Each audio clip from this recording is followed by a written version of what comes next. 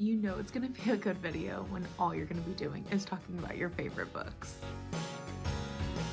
Hello everyone and welcome back to my channel, or welcome to my channel if you're new here. Hi, my name is Liz, and in today's video we are going to be chatting about all of the books that I rated 5 stars this year. We're getting close to the end of 2025 and I have 7 books that I rated 5 stars out of all of the books that I've read so far this year. I think at the moment I'm at like 119. Out of all of those books, only 7 were true 5 stars for me. I'm just going to go through, chat about why I gave them 5 stars and explain my reasoning. And not that I really have to explain, they just gave me that 5-star feeling. And sometimes it's really hard to pinpoint what makes a book 5 stars. Just because it's 5 stars for me, it might not be for someone else, or just because like a book is 5 stars for you and it's not for me doesn't mean it's not a good book. I truly think these books have either shaped me as a person or they felt very personal to me because of the subject matter, or there's like endless reasons why it could be a 5-star. It also could just be the time and place that I read them. I could have felt very immersed in the story and very connected to what was happening depending on where I was or what I was doing, or just like the reading month itself, because I do feel like if you're in a slump, you could have had a 5-star, but that slump ruined that book for you because of your reading slump. So there could have been way more 5 stars this year, but these are the 7 that were true 5 stars just in the time and place that I was reading them, and they gave me that feeling. I also have a couple honorable mentions that I'm going to mention as well, because it doesn't feel right to not mention these books as well just because they weren't a full 5-star. I do think that if I had read them at a different time, or they were so close to being a 5-star, that it just feels wrong not to talk about them. So without further ado, let's go ahead and get into today's video. So I want to start off by talking about the 3 honorable mentions that I have. A lot of these are ones that, actually all of these are fantasy books. There is one, actually no, 2 of them. That's weird. 2 out of the 3 are actually like kind of a blend of sci-fi and fantasy, and then one that's just fantasy. All 3 of these I have enjoyed so much. I gave them at least a 4.5 stars, if not 4.75, like really close to a 5-star. And some of them I'm like, you know, if I reread that, I probably would give it 5 stars. So I really want to chat about those first before we get into the full 5-star books that I had this year. Starting off, the first one, I feel like you could probably guess that I was going to mention this one because I have said it in previous videos that if I reread it, or if I read it at a different time, then I probably would have given it 5 stars. And that is Heavenbreaker by Sarah Wolf. I absolutely loved this book. It was the first kind of blend of sci-fi fantasy that I have ever read. And I think that's like a new niche, a new subgenre that I am really interested in pursuing further. Like I really want to look into more books that have this kind of blend to them. I started this book at the beginning of a month and I was about to do a reading vlog. So I was balancing a lot of books at once. And so this one kind of got pushed to the back burner. So like I started it and I really enjoyed the first 50 pages that I read of it, but then I had to push it off because of some videos I was filming. And then once that video was finished, I came back to it and then I just consumed this book. I feel like in the moment I was in kind of a little bit of a slump, so I didn't think it was a true 5-star, even though now thinking back on it and thinking back on this story, I definitely could have given this 5 stars. You're following our main character, who she is an orphan. She's considered an orphan just because her father is very prestigious in this house. He's not recognizing her as his daughter because he had her out of wedlock. Her mother was murdered, and so it's just her and she's on her own, and she's had a very hard upbringing. In this world, you are set in space, and basically there's these different prestigious houses of families. Every year they have this tournament where they take these big robotic machines and they select like a champion from their family to then go in, and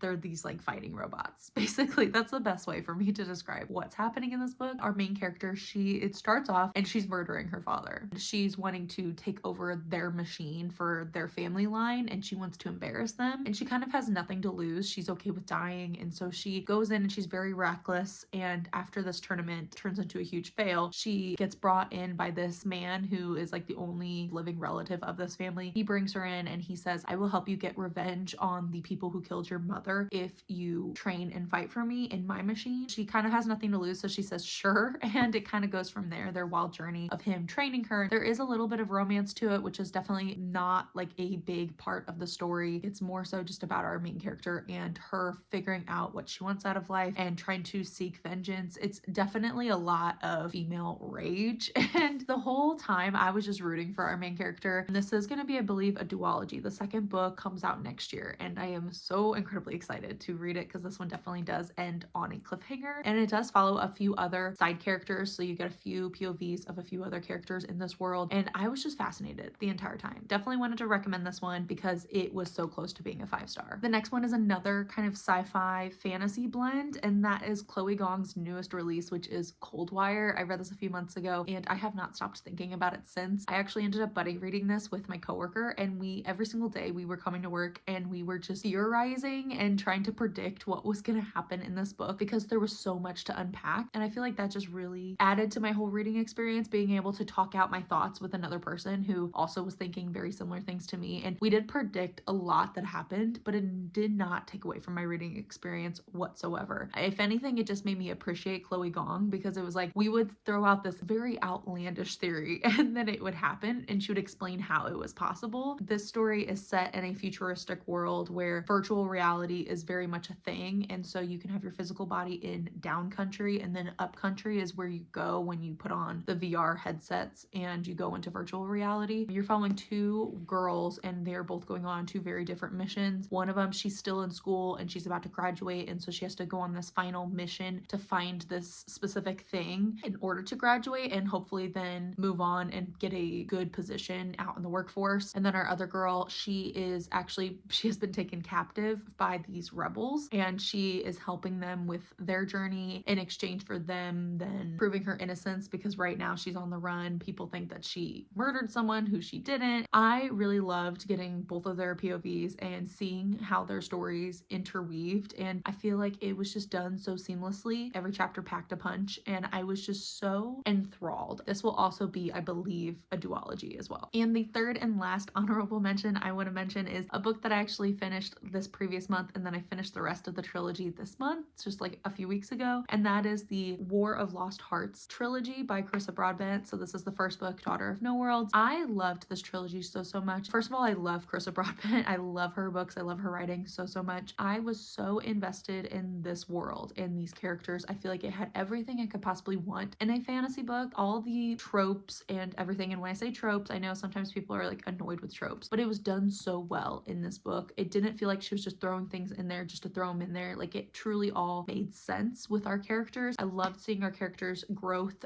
throughout the 3 books, and I feel like every character, even the side characters, had something going on. Our main character, she is a slave and she buys her freedom, or she tries to at least, and ends up having to flee her country and flees to this other island called the Orders, and it's this magical academy where they are bringing her in and helping her refine her magic, and she gets placed under the care of another person who's in this whole Orders system, and he becomes her mentor very unwillingly and you get to see their friendship blossom, the trust that is built throughout their whole training and everything. Her goal is to go back and free all the slaves from her home country, and I thought it was just done really well and very beautiful, and highly recommend it. If you have not read this trilogy yet, you should. Now we're gonna get into the true 5 stars that I had of this year. Like I said, I had 7 of them and I loved these books so much. I still remember reading each of these books and I remember the feeling that I got from reading them, and I still believe that these are all 5 stars, at least in my heart. The first book, the first 5-star I had, was actually the very first book I read of 2025, and that is Quicksilver by Callie Hart. I remember when I read this book, I could not put it down. Like, I started it and I could not stop reading it, and I just had that feeling of just like truly loving the book I was reading. And I feel like from page 1, you're thrown in the action with our main character. She's in the process of trying to steal from this guard. She ends up getting arrested and then being sent to be executed, and it, like, from page 1, it starts off with a bang. Like, you're already thrown into the action of her trying to be basically this Robin Hood for her brother. I just found it really fun and just like action packed. I also loved her main character. She was so sassy. She had the best attitude, and I loved her so much. But she ends up in this Fae world of people who she didn't realize even existed, and she's like one of the last of her kind who can speak to this liquid called Quicksilver. It's basically a portal that can send you to different dimensions, and it used to be a thing a long time ago. This is how different worlds were able to like make trades and things through the portals. They shut down a long time ago and weren't usable. But she ends up awakening the Quicksilver again because she has this hidden magic within her. You're learning with her how to control it and also trying to help the Fae with this war that they have going on. Like, there's just so much to unpack in this book. It is a thicker fantasy, but I loved it from page 1, from start to finish. I could not put it down. I'm really excited to read Brimstone. I think that's going to be like one of the first books I read in 2026. The next book that I gave 5 stars, I actually read in the month of February, and I listened to it as an audiobook, and this was one of the first audiobooks audiobooks I ever listened to that had a full cast. And I truly believe that is the reason why this got a 5-star, because it changed my whole listening experience when I was listening to this book. And that is The Favorites by Lane Fargo. This is following two ice skating partners. And so you get to see their very passionate and very toxic relationship with each other, as well with the sport of ice skating. And it takes you from their childhood all the way up until they're adults and they are actually competing in the Olympics. The whole time while you're learning their story, you're also getting snippets of this documentary that's happening. They're interviewing people who are in their lives, like friends, family, coaches, teammates, and you're learning their story through the bystanders. And they're all alluding to this big thing that happened, or tragic thing that happened or went down at the Olympics. And so you're leading up to this thing and you're trying to figure out what actually happened to these two characters and what did their story end up becoming. And I was just so invested in their story. I also loved learning about professional athletes and the grit and the determination it takes to be a professional athlete, the training involved and the sacrifices you have to make. It was also toxic at times as well, but I ate that up and it was just done so well. It felt very realistic, like these were real flawed human beings, and I just loved their story and learning about it. The next book that I gave 5 stars is Lessons in Chemistry by Bonnie Garmus. I loved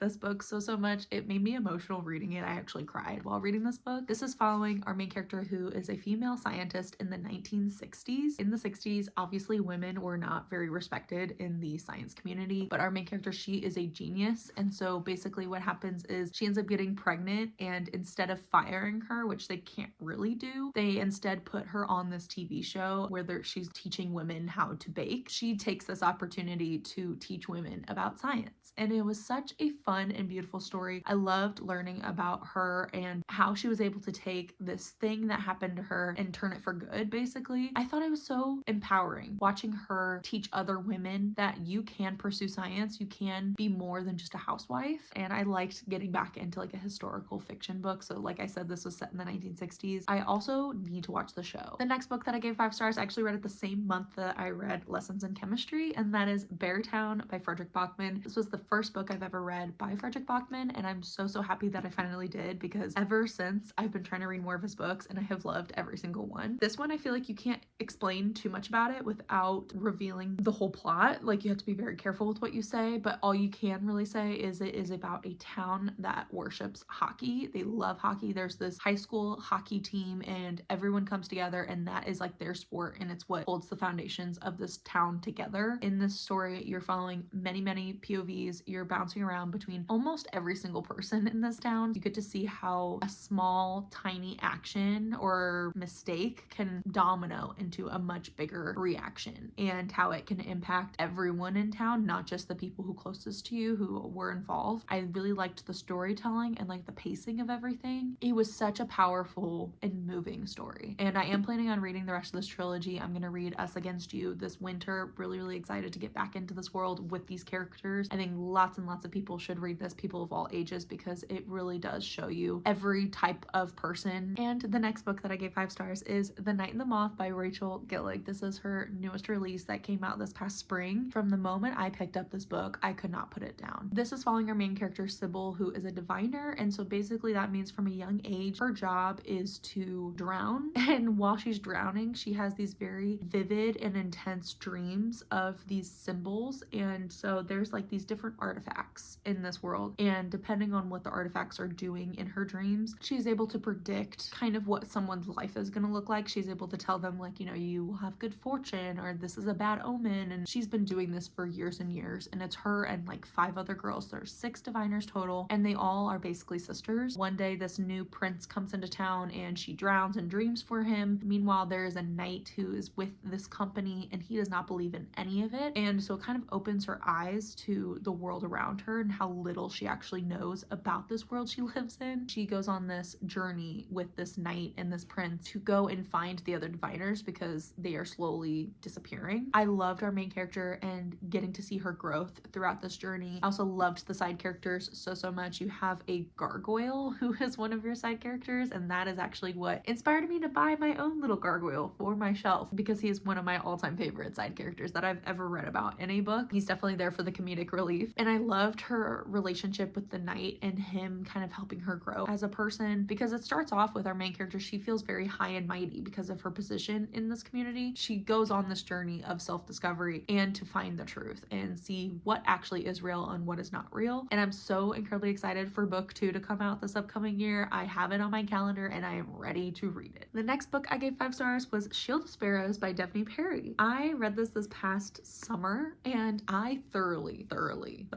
enjoyed this book and these characters. Our main character, she is a princess. This other kingdom comes and they are planning on marrying off her sister, and her sister will then go and be a princess of this new kingdom as like an alliance thing going on. However, when they arrive, they choose her. They choose her, not her sister, who has been trained and raised to be a part of this marriage alliance. And so our main character, she's thrown into this whole negotiation and treaty without any training whatsoever. And in this world, there are these monsters that are roaming the lands, and so it's very dangerous. And you go on this journey with her from going from her kingdom to this other kingdom where she's supposed to marry. The whole time it's like it's a very dangerous trek across the countries, and you get to see her choose to finally stand up for herself and to train and become strong. I loved getting to see her journey of starting off very weak physically but also mentally. She didn't really train for any of this or care about any of this until she was thrown into it, and you get to see her kind of choose what her path will look like instead of letting everything be chosen for her. I feel like there was a lot of found family happening that I really enjoyed reading about, and with the monsters, it just added this other element of just action. My adrenaline was pumping trying to see what was going to happen and who was going to survive. This also will be a series. I don't know how many books are going to be in it, but I do know it ended with a cliffhanger and I need the next book. And the final book I gave 5 stars this year, I think you guys can probably predict which book that was, and that is Alchemized by Sen-Lin Yu. Yes, this was my last 5-star of the year. I have not stopped thinking about it since. It is definitely a book though that I will not recommend to everyone. I think only specific people could read this and enjoy this book. It has a lot of triggers. Basically every trigger warning you can think of happens within this book. So the content is very dark, very sad, very depressing. So be very careful if you choose to read this book. I can't stress that enough. I thought it was heartbreaking and beautiful all at the same time. It is taking place post-war, so you're seeing the harsh reality of what happens after war and the people who were on the losing side, what happens to them. While I was reading, I was never happy which sounds horrible, but it's one of those stories that will stick with you and kind of changes your perspective on things. It had a lasting impact on me as a person. Getting to watch our main character go through so many heartbreaking things. She was a survivor through and through. Our story, it's not even really a love story. I mean, it is, but it isn't, because the things they go through, it's not rainbows and sunshine. One of the saddest and darkest romance books that I have ever read. People like to say it's enemies to lovers, which technically it is, but also at the same time, it's nowhere near as lighthearted as that trope is in books. If you decide to read it, I think you just need to go in and expect yourself to feel all the feelings that you were possibly able to feel. Hopefully have someone reading it with you. I buddy read this one with my coworker as well, and I think that is the route to do this book, because having someone to talk to about the things you read and experience with our characters in this definitely helps. It felt like I needed to go to therapy after reading this. It's a war-torn world and you're learning all of the atrocities that come with that. What a way to end off on a bang with Alchemized as my last 5 star. Oh my goodness. Most of these are fantasies, so they're very thick and heavy.